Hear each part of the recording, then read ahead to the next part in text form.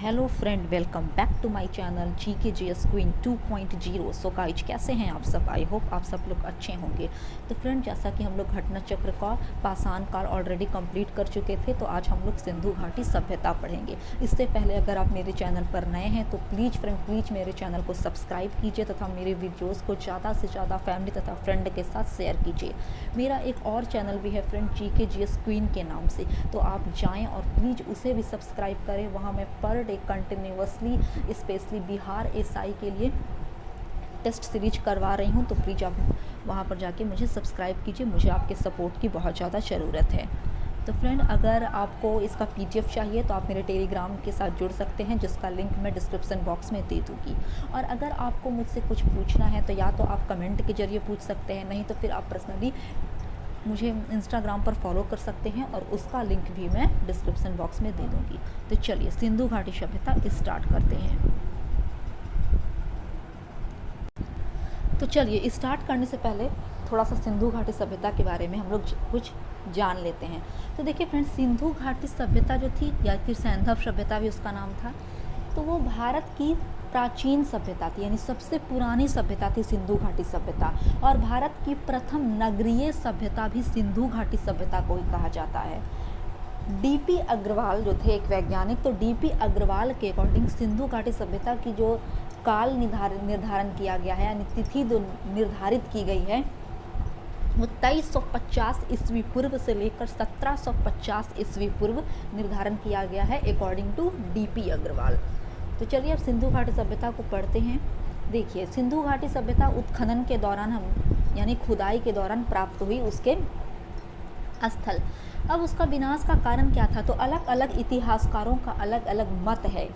किसी का कहना था कि सिंधु घाटी सभ्यता बाढ़ की वजह से समाप्त हो गई। किसका कहना था तो मार्शल, मैके, एशआर राव का कहना था। कुछ का कहना था कि जब आर्य लोग आए तो आर्यों ने अटैक किया, उसकी वजह से सिंधु घाटी सभ्यता समाप्त हो गई। कुछ का कहना था जलवायु में चेंजेज होने लगे, इस वजह से सिंधु घाटी सभ्यता समाप्त हो गई। तो इस प्रकार अलग अलग विद्वानों का अलग अलग मत था। चलिए यहाँ से क्वेश्चन स्टार्ट करते हैं। पहला क्वेश्चन है कि मानव समाज विलक्षण है क्योंकि वह मुख्यतः आश्रित होता है अर्थव्यवस्था पर। इसका करेक्ट आंसर यहाँ पर आंसर दिया हुआ है कि अर्थव्यवस्था पर। और ये Uttar Pradesh PCS SPL mains 2004 में ये पूछा गया है ये क्वेश्चन, और इसका सही आंसर ऑप्शन नंबर B है, यानी अर्थव्यवस्था। अब जानिए कि अर्थव्यवस्था क्या होती है। तो अर्थ का मतलब होता है फ्रेंड धन। अर्थ मतलब क्या होता है? धन, संपत्ति, पैसा कौड़ी। और व्यवस्था का मतलब होता है कार्य प्रणाली। यानी सिंपल सा अगर डिफिनेशन बताया जाए अर्थव्यवस्था का, तो वो हो जाएगा ना कि लोगों की आर्थिक आवश्यकताओं की पूर्ति करने के लिए की जाने वाली सामाजिक व्यवस्था को ही हम लोग क्या कहते हैं? अर्थव्यवस्था कहते हैं। अब चलिए इसका डिस्क्रिप्शन पढ़ते हैं। मानव समाज विलक्षण या विशिष्ट होता है क्योंकि वह मुख्यतः किस पर डिपेंड रहता है? अर्थव्यवस्था पर आश्रित रहता है। अब अर्थव्यवस्था क्या है वो मैं आप लोगों को एक सिंपल सा डिफाइन के जरिए बतला चुकी हूँ। देखिए, अर्थव्यवस्था जैसे जैसे चेंज होता है ना, तो मतलब कि समाज और संस्कृति भी हमारी ठीक उसी के अकॉर्डिंग ही परिवर्तित होती है, चेंज होती है।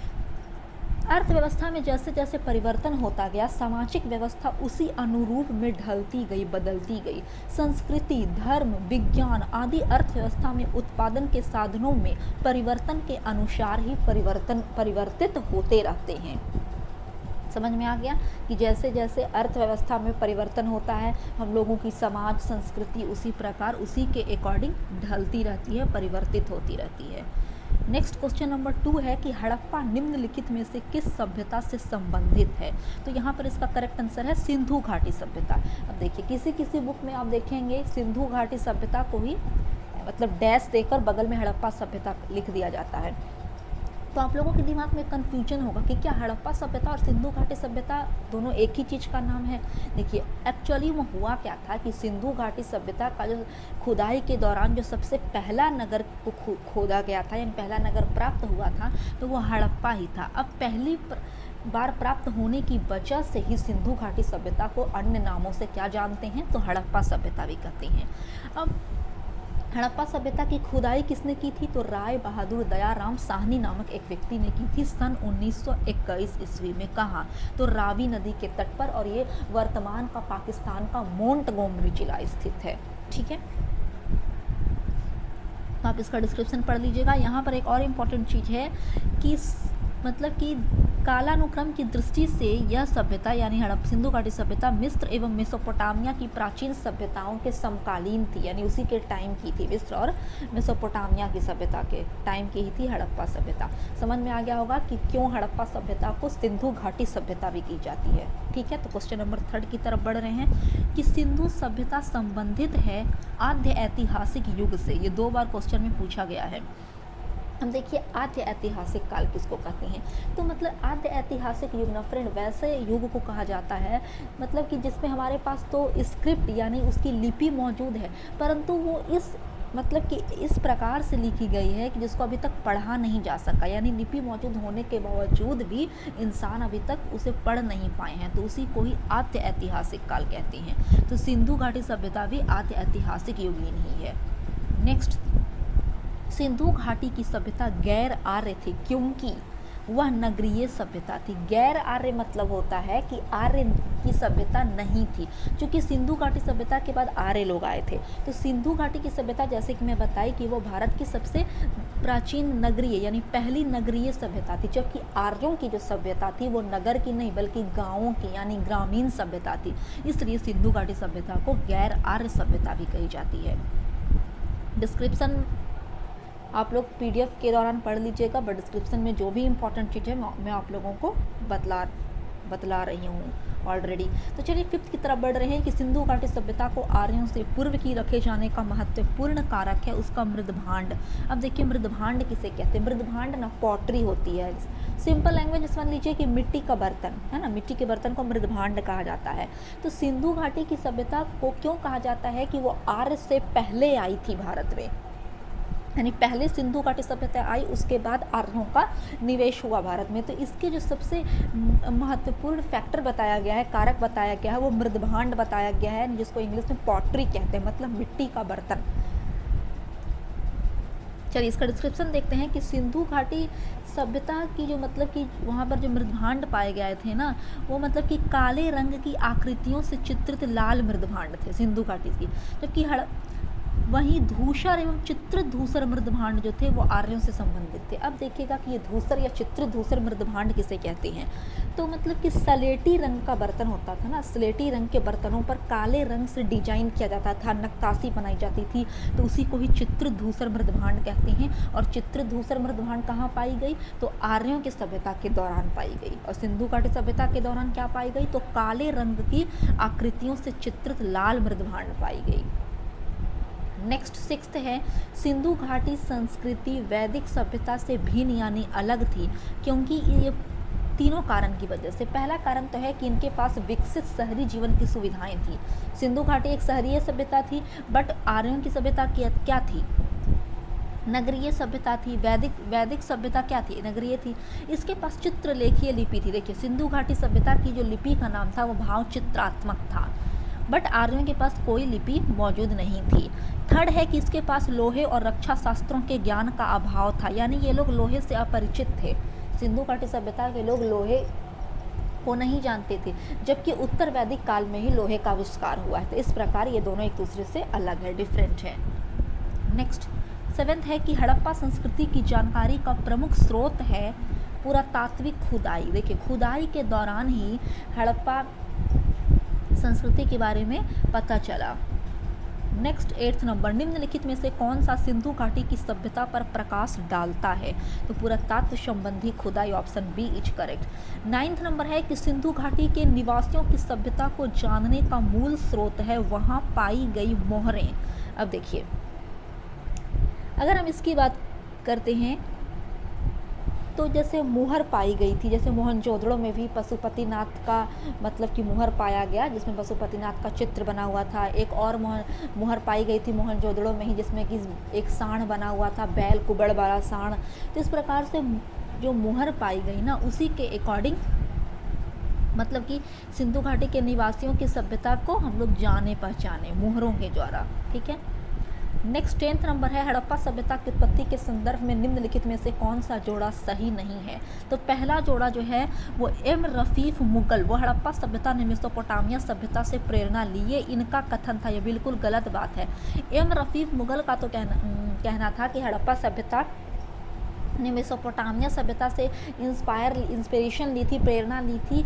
ये जो पुरानी विचारधारा है इसको इंसान त्याग दें, ऐसा कहना था। इसको पढ़िएगा तो इसमें वही आएगा निकल कर। देखिए यहाँ पर दिया गया है कि इन पुरानी मान्यता का खंडन किया है कि हड़प्पा सभ्यता ने पश्चिमी मेसोपोटामिया सभ्यता से प्रेरणा ली थी। ठीक है, किसने खंडन किया है? तो एम रफ़ीक मुगल का ऐसा मतलब मानना था कि इस प्रकार की कोई बात नहीं है। तो यहाँ पर ऑप्शन नंबर जो पहला हो जाएगा ए वो सही हो जाएगा। 11 सूची 1 को सूची 2 से सुमेलित कीजिए और सूचियों के नीचे दिए गए कूट से सही उत्तर चुनिए।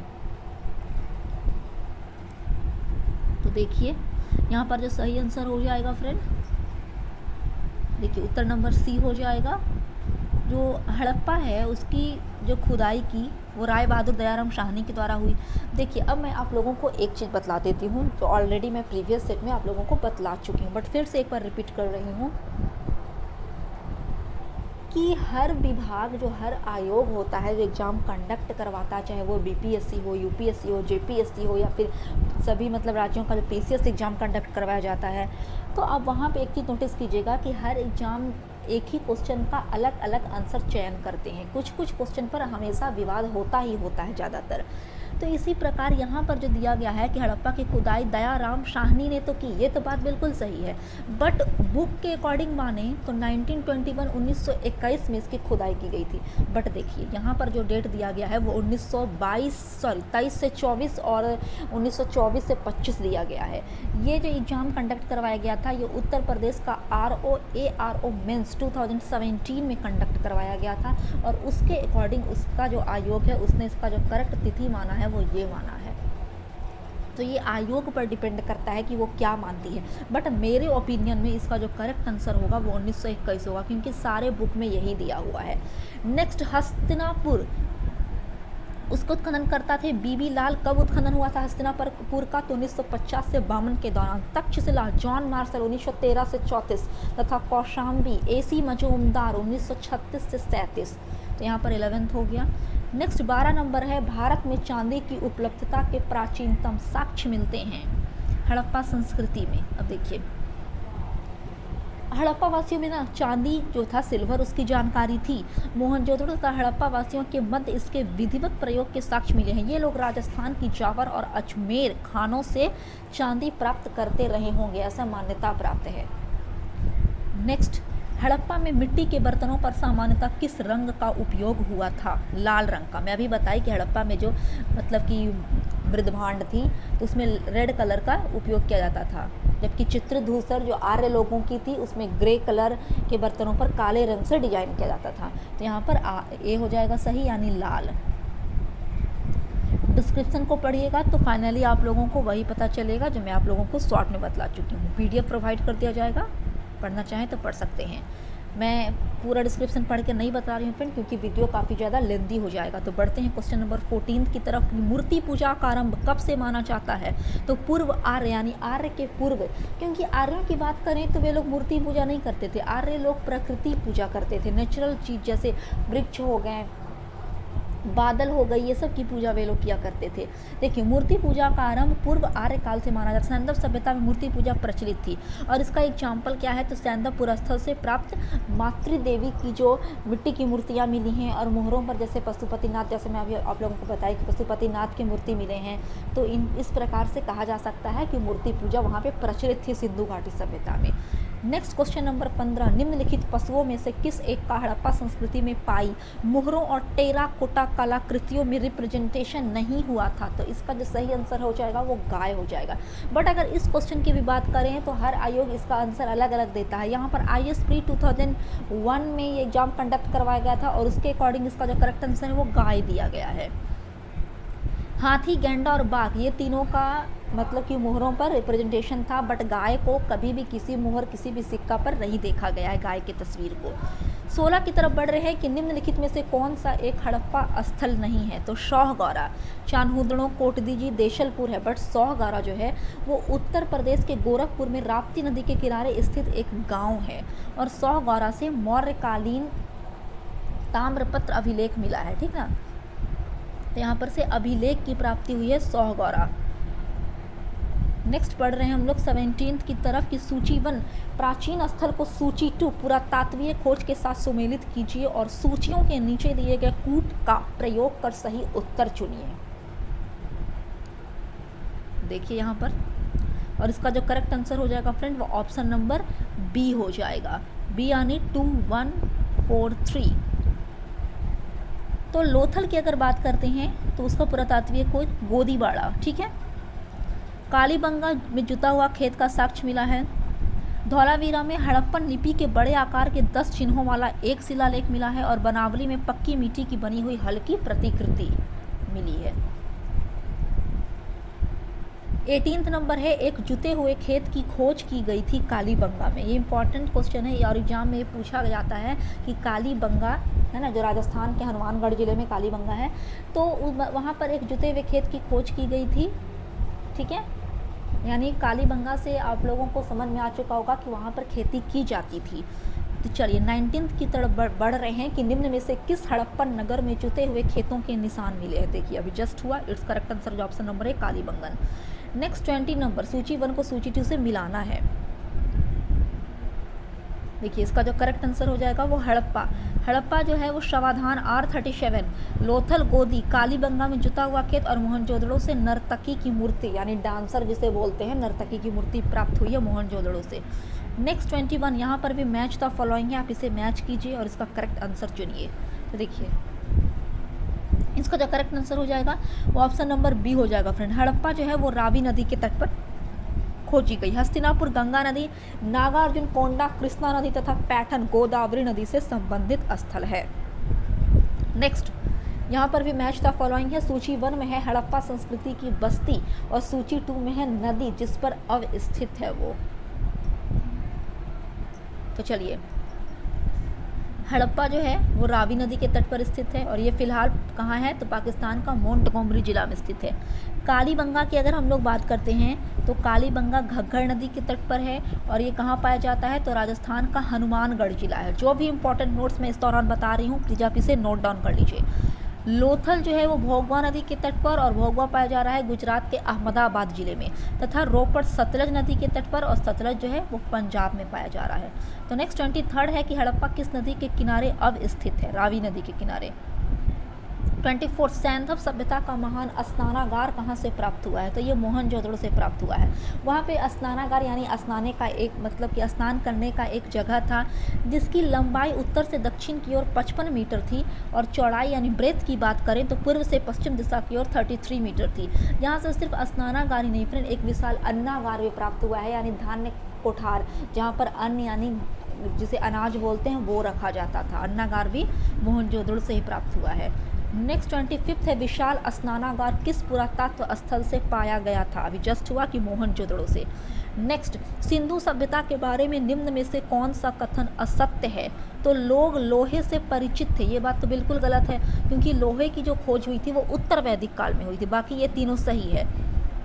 नगरों में नालियों की सुदृढ़ व्यवस्था थी, बिल्कुल सही है। व्यापार और वाणिज्य उत्तम दशा में था, ये भी सही। और तीसरा है कि मातृदेवी की उपासना की जाती थी, जो कि मिट्टी की एक मूर्ति मिली है मातृदेवी के रूप में। तो चलिए 27 की तरफ बढ़ रहे हैं कि सिंधु घाटी सभ्यता जानी जाती है, बताइए इसका करेक्ट आंसर क्या होगा। तो इसका correct answer option number D हो जाएगा यानी उपयुक्त सभी की वजह से। एक करके पढ़ते हैं अपने नगर नियोजन के लिए। आप लोगों को पता होगा कि भारत की सबसे यानी प्रथम नगरीय सभ्यता थी सिंधु घाटी सभ्यता ही, तो पहला करेक्ट है ही। सेकंड है कि मोहनजोदड़ो और हड़प्पा के लिए, ठीक है। और थर्ड है अपने कृषि संबंधी कार्य के लिए, ये भी ठीक है क्योंकि कालीबंगा से जुता हुआ खेत का साक्ष्य मिला है। और चौथा है अपने उद्योगों के लिए। तो देखिए यहाँ पर अगर इंडस्ट्री की बात की जाए तो यहाँ पर चान्होदड़ो एक क्षेत्र था सिंधु घाटी सभ्यता का, ठीक है ना। तो वहाँ पे से मनका बनाने का कारखाना, लिपस्टिक बनाने का, गुड़िया बनाने का कारखाना मिला है, तो जाहिर सी बात है वहाँ पर उद्योग थे। नेक्स्ट 28 की तरफ बढ़ रहे हैं, निम्नलिखित में से किसका सुमेल नहीं है तो कालीबंगा हरियाणा में है, ये बिल्कुल गलत है। मैं अभी बताई कि कालीबंगा राजस्थान के हनुमानगढ़ जिले में स्थित है, ठीक है ना। आलमगीर उत्तर प्रदेश के मेरठ जिले में है, ये भी सही है। लोथल गुजरात में है और रोपड़ पंजाब में है, ये भी करेक्ट है। और कालीबंगा की खोज सन 1951 ईस्वी में अमलानंद घोष ने की थी। नेक्स्ट 29 की तरफ बढ़ रहे हैं। निम्न में से सिंधु सभ्यता से संबंधित कौन से केंद्र उत्तर प्रदेश में स्थित है? नीचे दिए गए कूट से सही उत्तर का चयन कीजिए। तो थर्ड और फोर्थ यानी आलमगीरपुर और हुल्लास, ये दोनों क्षेत्र जो है वो यूपी में, आलमगीरपुर यूपी का मेरठ जिला में है और हुल्लास भी यूपी में स्थित है। तो देखिए कालीबंगा की अगर बात की जाए तो कालीबंगा राजस्थान के हनुमानगढ़ जिले में स्थित है, लोथल गुजरात में है और आलमगीरपुर तो मैं बतला ही दी कि उत्तर प्रदेश का मेरठ जिला है, जबकि हुल्लास जो है वो यूपी का सहारनपुर जिला है। तो चलिए 30 की तरफ बढ़ रहे हैं। हड़प्पा संस्कृति के स्थल एवं उनकी स्थिति संबंधी निम्नलिखित युग्मों में से कौन सी एक सही सुमेलित नहीं है? तो राखीगढ़ी और राजस्थान। देखिए आलमगीरपुर उत्तर प्रदेश बिल्कुल करेक्ट, बनवाली हरियाणा, दैमाबाद महाराष्ट्र, राखीगढ़ी राजस्थान। राखीगढ़ी राजस्थान का क्षेत्र नहीं है फ्रेंड, यहाँ का है तो हरियाणा का क्षेत्र है और इसकी खोज 1969 ईस्वी में सूरज भान ने की थी। नेक्स्ट 31 है, सूची 1 को सूची 2 से मिलाना है। सूची 1 में हड़प्पीय स्थल हैं और उसकी स्थिति है। इसका जो करेक्ट आंसर हो जाएगा वो ऑप्शन नंबर सी हो जाएगा। मांडा जम्मू कश्मीर का क्षेत्र है, दायमाबाद महाराष्ट्र, कालीबंगा राजस्थान तथा राखीगढ़ी हरियाणा। नेक्स्ट 32, यहाँ पर भी मैच द फॉलोइंग है।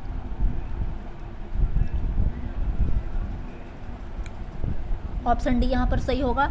हड़प्पा पूरा स्थल बालू जो है वो हरियाणा से रिलेटेड है, मांडा जम्मू कश्मीर, पाडरी गुजरात, हुल्लास उत्तर प्रदेश का सहारनपुर जिला।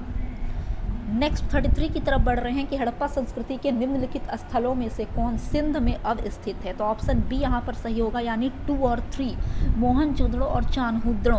देखिए ये चारों की अगर बात की जाए ना तो ये सब पाकिस्तान में स्थित है। हड़प्पा पाकिस्तान में स्थित है बट ये पंजाब प्रांत में है, लेकिन मोहनजोदड़ो और चान्होदड़ो जो है वो पाकिस्तान के सिंध प्रांत में सिचुएटेड है।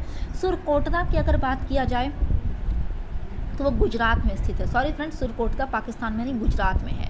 तो चलिए 34 की तरफ बढ़ रहे हैं कि मोहनजोदड़ो निम्नलिखित में से कहाँ पर स्थित है? तो पाकिस्तान के सिंध प्रांत में। चान्होदड़ो के उत्खनन का निर्देश दिया था J.H. मैके ने, ऑप्शन ए यहाँ पर सही होगा। देखिए मोहनजोदड़ो से तकरीबन 130 किलोमीटर दक्षिण पूर्व में स्थित चान्होदड़ो की जो खोज की वो 1931 ईस्वी में A.G. मजूमदार ने की और इसका उत्खनन कब करवाया गया था? तो 1935 में। नेक्स्ट 36, सिंधु घाटी सभ्यता का कौन सा स्थल अब पाकिस्तान में है? तो देखिए हड़प्पा पाकिस्तान के मोंटगोमरी जिला में स्थित है, कालीबंगा राजस्थान, लोथल गुजरात और आलमगीरपुर यूपी। नेक्स्ट 37, रंगपुर जहां हड़प्पा की समकालीन सभ्यता थी वो सौराष्ट्र में स्थित है। कहाँ? सौराष्ट्र में, गुजरात का जो सौराष्ट्र है वहाँ स्थित है रंगपुर। नेक्स्ट 38, दधेरी एक पर्वतीय हड़प्पीय स्थल है पंजाब का। देखिए दधेरी जो है ना वो पंजाब का एक हड़प्पीय स्थल, पंजाब प्रांत का जो लुधियाना जिला है, लुधियाना जिले में गोविंदगढ़ के पास स्थित है दधेरी। दधेरी में चित्रधूसर मृदभांड काल से संबंधित है दधेरी, जो कि आर्यों के आगमन का काल है। नेक्स्ट, सिंधु सभ्यता का कौन सा स्थल भारत में स्थित है? तो लोथल, ये गुजरात में है। हड़प्पा मोहनजोदड़ो कहाँ है मैं ऑलरेडी आप लोगों को बता चुकी हूँ। नेक्स्ट है कि वह हड़प्पीय नगर जिसका प्रतिनिधित्व लोथल का पुरातत्व स्थल करता है किस नदी पर स्थित है? तो भोगवा, ये भोगवा नदी पर स्थित है। भोगवा गुजरात का अहमदाबाद है। नेक्स्ट 41 है कि हड़प्पा सभ्यता स्थल लोथल स्थित है गुजरात में। सिंधु घाटी सभ्यता का पतन नगर यानी बंदरगाह था लोथल गुजरात। नेक्स्ट 43, निम्नलिखित में से कौन सा एक हड़प्पा का बंदरगाह है? तो लोथल गुजरात। 44, निम्न में से किस हड़प्पाकालीन स्थल से हल का टेराकोटा प्राप्त हुआ है? तो बनावली से, हरियाणा का जो बनावली है ना वहाँ से हल का टेराकोटा प्राप्त हुआ है। 45 है कि निम्नलिखित में से कौन सा सिंधु घाटी की सभ्यता से संबंधित स्थल नहीं है? तो पाटलिपुत्र यानी पटना इससे रिलेटेड नहीं था, पाटलिपुत्र एक महाजनपद है, जबकि कालीबंगन, रोपड़ और लोथल ये सिंधु घाटी सभ्यता की नगरें थी। नेक्स्ट 46 की तरफ बढ़ रहे हैं कि भारत में हड़प्पा का बृहद स्थल है तो राखीगढ़ी। राखीगढ़ी की अगर बात की जाए फ्रेंड, हरियाणा के जो हिसार जिले में राखीगढ़ी स्थित है वो हड़प्पा सभ्यता का सबसे बड़ा स्थल है। और दूसरा पोजीशन पर कहा जाए तो वो गुजरात का जो धौलावीरा है, गुजरात के कच्छ जिला में स्थित है धौलावीरा, वो दूसरा स्टेज पर आता है, पहला पर राखीगढ़ी। नेक्स्ट 47, भारत का सबसे बड़ा हड़प्पन पुरस्कार अभी जस्ट हुआ राखीगढ़ी। 48, स्थापित सिंधु घाटी सभ्यता जिन नदियों के तट पर बसी थी वे थी 1, 2 और 3, सिंधु नदी, चेनाब नदी और झेलम नदी, गंगा नदी के तट पर सिंधु घाटी सभ्यता नहीं बसी हुई थी। नेक्स्ट, सिंधु घाटी के लोग विश्वास करते थे। देखिए कभी कभी इसका जो आंसर दे दिया जाता है वो मातृशक्ति दे दिया जाता है, ठीक है ना, बट ये RAS प्री 1993 में जो एग्ज़ाम कंडक्ट करवाया गया उसके अकॉर्डिंग ये क्वेश्चन को ही रॉन्ग साबित कर दिया गया, यानी इसका कोई आंसर ही नहीं होगा। अब पढ़ते हैं इसका डिस्क्रिप्शन। सिंधु सभ्यता की जो लिपि थी वो अभी तक नहीं पढ़ी गई, इसीलिए उसे आद्य ऐतिहासिक काल कहते हैं। ये तो ऑलरेडी कवर हो चुका है। इस कारण उन लोगों के धार्मिक विश्वास के बारे में निश्चित तौर पर कुछ नहीं कहा जा सकता। हाँ, उत्खनन के दौरान जैसे कुछ मूर्तियाँ मिली हैं, जैसे कि अभी मैं बताई कि मोहरों पर पशुपतिनाथ का चित्रण मिला है, तो सिर्फ वो इस बुक में इस डिस्क्रिप्शन के अकॉर्डिंग इस क्वेश्चन में लिखा गया है कि सिर्फ वो साबित नहीं करता कि मतलब कि सिंधु घाटी के लोग मातृशक्ति के उपासक थे। तो चलिए क्वेश्चन नंबर 50 है कि सिंधु घाटी के लोग पूजा करते थे पशुपतिनाथ की। जैसे कि मैं आप लोगों को बताई कि सिंधु घाटी में तो मोहनजोदड़ो जो स्थल था वहाँ से मोहर मिली थी और मोहर में ही पशुपतिनाथ का चित्रण यानी अंकन किया हुआ था, चित्र बना हुआ था। नेक्स्ट, मोहनजोदड़ो एवं हड़प्पा की पुरातात्विक खुदाई के प्रभारी थे। Option B is correct, sir John Marshall. देखिए सर जॉन मार्शल के निर्देश पर ही सन 1921 ईस्वी में राय बहादुर दयाराम साहनी ने मतलब हड़प्पा की खोज की थी और 1922 में राखल दास बनर्जी ने मोहनजोदड़ो की खुदाई की थी। लेकिन उसके मतलब जो महानिदेशक कौन थे, तो वे सर जॉन मार्शल ही थे, ठीक है। नेक्स्ट 52 की तरफ बढ़ रहे हैं कि सिंधु घाटी सभ्यता को खोज निकालने में जिन दो भारतीयों का नाम जुड़ा है वे है राखल दास बनर्जी और Rai Bahadur Dayaram Sahni. Option A is correct. Next, निम्नलिखित में से कौन सुमेलित नहीं है? देखिए ऑप्शन नंबर डी जो है वो सुमेलित नहीं है। हड़प्पा की खोज राय बहादुर दयाराम साहनी ने की, सही है। लोथल SR राव, सुरकोटदा JP जोशी, सही है। धौलावीरा की खोज VK थापड़ ने की थी, ये बात गलत है। धौलावीरा की खोज किसने की थी फ्रेंड? तो धौलावीरा की खोज RS बिस्ट ने की थी, RS बिस्ट। नेक्स्ट 54 है कि हड़प्पा का उत्खनन करने वाला प्रथम पुरातत्वविद जो इसके महत्व को नहीं समझ पाया था वो था ए कनिंघम। मतलब कि भारतीय उपमहाद्वीप का जो ऐतिहासिक महत्व है उसके टीलों की खोज की थी, किंतु वो जो हड़प्पा का टीला था ना उसके महत्व को एक कनिंघम नामक व्यक्ति कभी समझ नहीं पाया था। 55 की तरफ बढ़ रहे हैं कि निम्नलिखित में से कौन हड़प्पा और मोहनजोदड़ो के उत्खनन से संबंधित नहीं थे? तो VA स्मिथ नहीं थे, RD बनर्जी, KN दीक्षित तथा MS वत्स ये सब संबंधित थे। देखिए वर्ष 1921 में राय बहादुर दयाराम साहनी ने हड़प्पा का सर्वेक्षण किया। 1926 में मधो स्वरूप वत्स ने हड़प्पा के सर्वेक्षण से संबंधित रहे, यानी किसी न किसी प्रकार से ये तीनों रिलेटेड थे, बट VA स्मिथ ये तीनों से रिलेटेड नहीं थे, ठीक ना। नेक्स्ट 56 की तरफ बढ़ रहे हैं कि सिंधु सभ्यता की विकसित अवस्था में निम्नलिखित में से किस स्थल से घरों में कुओं के अवशेष मिले हैं? ये क्वेश्चन एक विवादित है। जो उत्तर प्रदेश PCS प्री 2004 में जो एग्जाम कंडक्ट करवाया गया था उसके अकॉर्डिंग इसके आयोग ने ये क्वेश्चन का आंसर कुछ भी नहीं दिया है, यानी इसको विवादास्पद बना दिया है। चूँकि इसका 4 ऑप्शन है, तो चलिए पढ़ते हैं इसका डिस्क्रिप्शन। जय नारायण पांडे की एक पुस्तक है फ्रेंड, एक बुक है जिसका नाम है पुरातत्व विमर्श। उसमें कहा गया है कि सिंधु सभ्यता के जो अधिकांश नगर के जो लगभग प्रत्येक घर में निजी कुएं और स्नानागार पाए गए और पानी के निकास के लिए नालियों की भी वहाँ व्यवस्था थी। बट राम शरण शर्मा एक व्यक्ति थे और उनकी पुस्तक में ऐसा कहा गया है कि कालीबंगा में प्रायः सभी घरों में कुएँ थे। तब यहाँ पर ऑप्शन 2 मैच कर रहे हैं, जिसकी वजह से आयोग ने इसे विवाद में डाल दिया इस क्वेश्चन को। तो चलिए बढ़ रहे हैं 57 की तरफ कि भारत में निम्नलिखित के आने का सही कालानुक्रम क्या है? तो इसका जो सही आंसर हो जाएगा वो ऑप्शन नंबर डी हो जाएगा फ्रेंड, यानी नगर संस्कृति। जो सिंधु घाटी की सभ्यता को ही नगरीय संस्कृति कहते हैं, भारत की सबसे प्रथम नगर संस्कृति थी, तो 4th नंबर पहले। उसके बाद लोहे का हल। तो देखिए सिंधु घाटी सभ्यता तो लोग लोहे से अपरिचित थे, तो लोहे की हल यानी लोहे का जो अगर बात किया जाए तो उत्तर वैदिक काल में लोहे की खोज हुई थी। अब आ जाते हैं आहत मुद्रा, चांदी के सिक्के। और फोर्थ स्टेज पर हो जाएगा सोने के सिक्के। तो देखिए आहत मुद्रा चांदी के सिक्के की अगर बात की जाए ना, तो वो 6ठी शताब्दी ईस्वी पूर्व में आहत मुद्रा चांदी के सिक्के अस्तित्व में आई थी, ठीक है। और अगर सोने के सिक्के की बात की जाए तो ये 2वीं शताब्दी ईस्वी पूर्व में हिंद यवन शासकों के द्वारा सोने के सिक्के जारी किए गए, जिसकी संख्या कुषाण काल में क्या कर दी गई, बढ़ा दी गई। 58 है कि सर्वप्रथम मानव ने निम्न धातु का उपयोग किया था। तो तांबा इसका करेक्ट आंसर हो जाएगा कॉपर। सबसे पहले कॉपर का इस्तेमाल किया गया था मानव द्वारा। नेक्स्ट 59 है कि हाथी दांत का पैमाना हड़प्पीय संदर्भ में मिला है किस स्थान से, तो गुजरात का जो लोथल है वहां से हाथी दांत का पैमाना मिला है।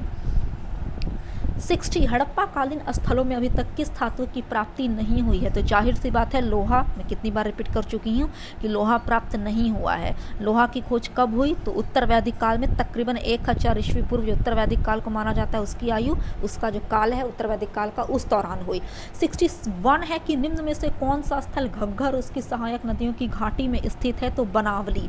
हरियाणा का जो बनावली है ना, वो घग्गर और उसकी सहायक नदियों की घाटी में स्थित है। नेक्स्ट, निम्नलिखित कथनों पर विचार कीजिए और नीचे दिए गए कूट से सही उत्तर चुनिए। तो पढ़िए और फिर इसका correct answer option number A हो जाएगा, यानी 1 और 2 सही है। हड़प्पा मोहनजोदड़ो, हड़प्पा, रोपड़ एवं कालीबंगा सिंधु घाटी सभ्यता के प्रमुख स्थल हैं, बिल्कुल करेक्ट बात है। और दूसरा है कि हड़प्पा के लोगों ने सड़कों तथा नालियों के जाल के साथ नियोजित शहरों का विकास किया, ये बात भी सही है। तीसरा क्यों गलत है, तो तीसरा है कि हड़प्पा के लोगों को धातुओं के उपयोग का पता नहीं था, ये गलत है ना। लोहे का पता नहीं था, बट अगर धातु की बात की जाए तो धातु तो वे लोग जानते थे, जैसे तांबा जानते थे, चांदी भी जानते थे। जिस प्रकार धातु के आभूषण भी, जैसे यहाँ पर देखिए इस समय यानी सिंधु घाटी सभ्यता के दौरान सोने तथा चांदी के आभूषण बनाए जाते थे।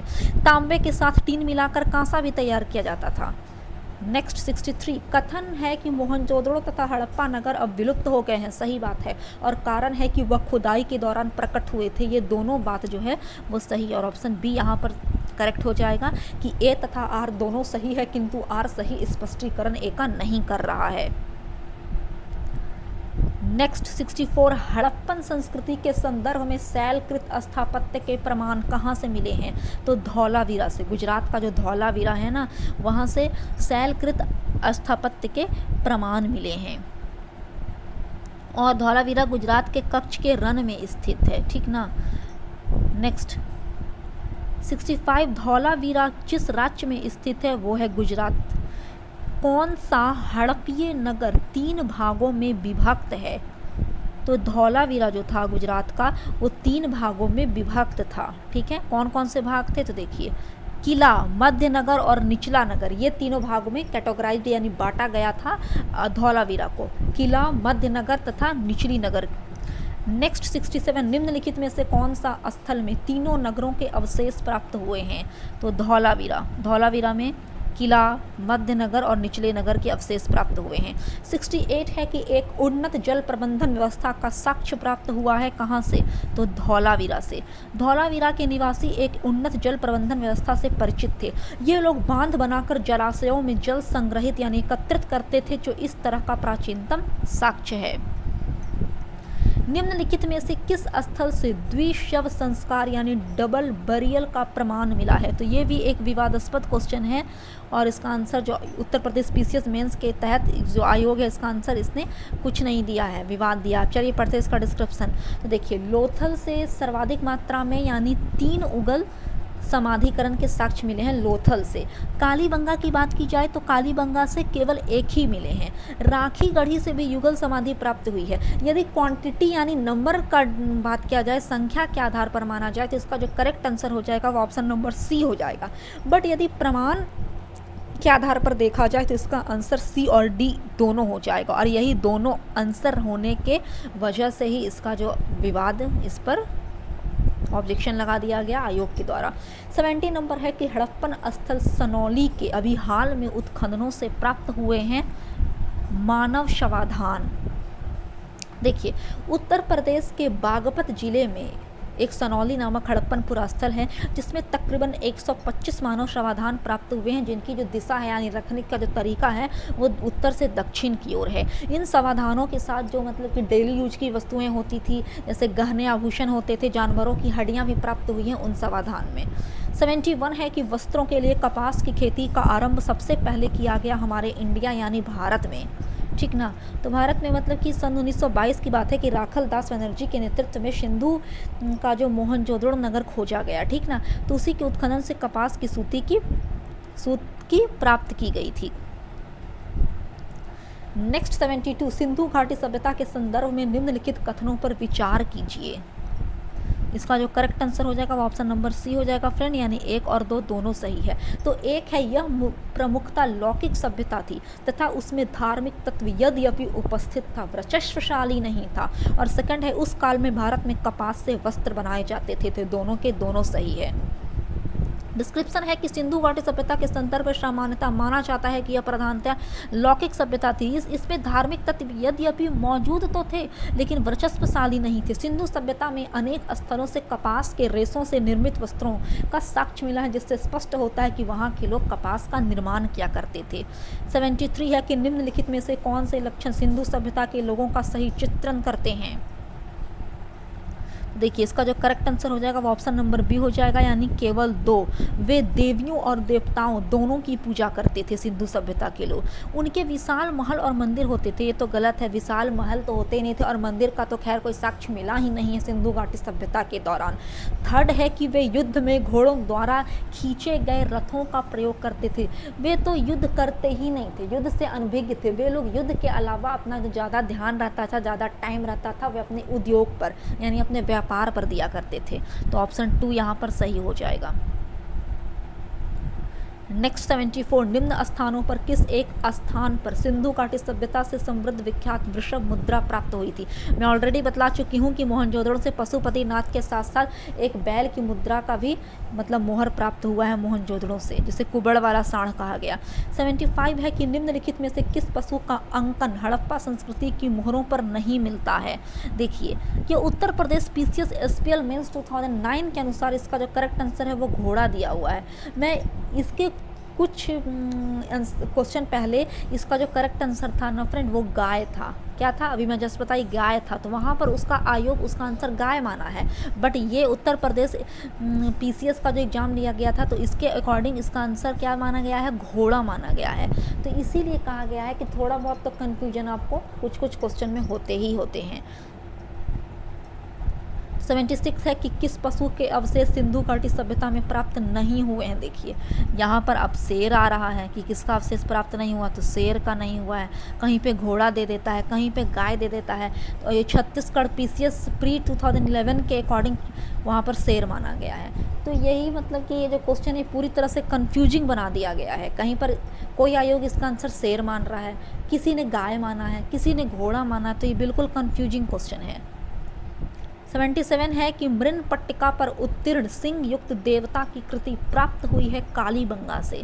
कालीबंगा की अगर बात करें ना तो वहाँ पर एक और दोहरे यानी एक और डबल सिंह वाले देवता का अंकन मिला है कालीबंगा के मृन पट्टिका पर। नेक्स्ट 78, निम्नलिखित में से कौन सी सभ्यता नील नदी के तट पर पनपी। तो मिस्र की सभ्यता। देखिए मिस्र की सभ्यता का जो विकास था ना वो नील नदी के तट पर हुआ। और नील नदी जो विश्व की मतलब कि प्राचीन सभ्यता की आधार थी। मिस्र को नील नदी का उपहार क्यों कहा गया, क्योंकि अगर मिस्र में नील नदी नहीं न रहती तो वो एक सूखा रेगिस्तान डेजर्ट बन जाता। मिस्र अफ्रीका महाद्वीप में स्थित है। इसकी समकालीन सभ्यताएं सिंधु घाटी सभ्यता यानी भारत तथा मेसोपोटामिया की सभ्यता यानी इराक की थी। 79 की तरफ बढ़ रहे हैं कि निम्नलिखित सभ्यताओं का उत्तर से दक्षिण का सही क्रम कौन सा है। तो ऑप्शन डी यानी एज़टेक, माया, मुइशका तथा इंका।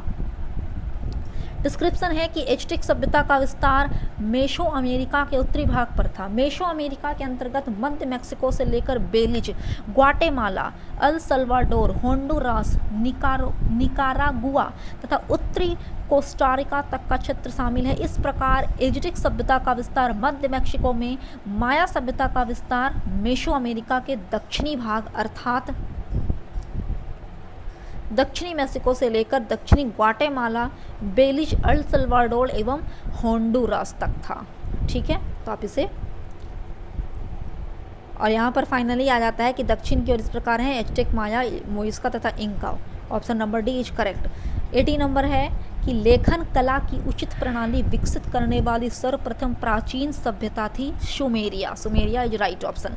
देखिए सुमेरिया सभ्यता के लोग जो थे ना वो प्राचीन विश्व के प्रथम लिपि आविष्कर्ता थे। यानी स्क्रिप्ट की बात अगर की जाए, लिपि की बात की जाए, तो सुमेरिया सभ्यता के लोग ने ही दुनिया की ऑल ओवर वर्ल्ड की प्राचीन सबसे पहली लिपि आविष्कर्ता सुमेरिया के लोग को माना जाता है। इनकी प्रारंभिक लिपि का स्वरूप अत्यंत सरल और आदिम था। सुमेरिया की क्यूनिफॉर्म लिपि को सामान्यतः प्राचीनतम लिपि माना जाता है। तो यहाँ से एक और क्वेश्चन बन रहा है फ्रेंड कि किस लिपि को प्राचीनतम लिपि माना जाता है? तो सुमेरिया की क्यूनिफॉर्म लिपि को दुनिया की सबसे प्राचीनतम लिपि माना जाता है। तो फ्रेंड ये था हमारा 100 क्वेश्चंस का एक सेट। आई होप आपको मेरा वीडियो यूजफुल लगा हो। अगर आपको मेरा वीडियो पसंद आया तो प्लीज़ फ्रेंड प्लीज़ मेरे चैनल को सब्सक्राइब कीजिए। और मेरा एक और चैनल है friend GK GS queen GK GS queen, ये तो जीके जीएस क्वीन है 2.0 है, बट वो सिर्फ जीके जीएस क्वीन है, तो आप उसे भी सब्सक्राइब कीजिए। वहाँ पर स्पेशली बिहार एसआई का प्रिपरेशन करवाया जा रहा है। Thanks for watching. तब तक के लिए जय हिंद, जय भारत।